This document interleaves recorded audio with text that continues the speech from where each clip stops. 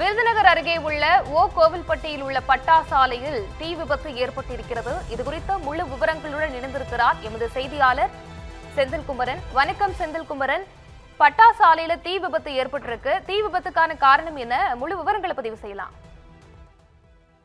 அதாவது பவித்ரா, விருதுநகர் மாவட்டம் கோவில்பட்டி பகுதியில் முருகேசன் என்பவருக்கு சொந்தமான பட்டாசு ஆலை டிஆர்ஓ உரிமத்துடன் சிறிய ரக பட்டாசு தயாரிப்பு என்பது நடைபெற்று வந்திருக்கிறது. இந்த நிலையில் பட்டாசுகள் தயாரிக்கும் பணி முடிவடைந்து நேற்று இரவு பட்டாசுகள் சேகரிக்கப்பட்டிருந்த சாம்பல் மூடைகளை ஆலையில் எரித்து வைக்கப்பட்டதாகவும் கூறப்படுகிறது. மேலும் பட்டாசு உற்பத்தி கழிவுகளை எரித்துவிட்டு அவற்றை முழுமையாக அணைக்காமல் சென்றிருக்கலாம் என்றும், அதனால் மீதமிருந்த சுடு சாம்பல் மூடைகளில் தீ பற்றி இருக்கலாம் என முதற்கட்ட தகவல்கள் தெரிவிக்கின்றன. ஆலை வளாகத்திலிருந்து புகை வெளியேறுவதை கண்ட அப்பகுதி மக்கள் உடனடியாக தீயணைப்பு வீரர்கள் தகவல் செய்கிறார்கள். அதன் பேரில் விரைந்து சென்ற தீயணைப்பினர் தீயை கட்டுக்குள் கொண்டு வந்திருக்கிறார்கள். இதனை தொடர்ந்து தீ வராமல் சுமார் 1 மணி நேரத்திற்கு மேலாக தீயணைப்பு பணியில் ஈடுபட்டு வந்திருக்கிறார்கள்.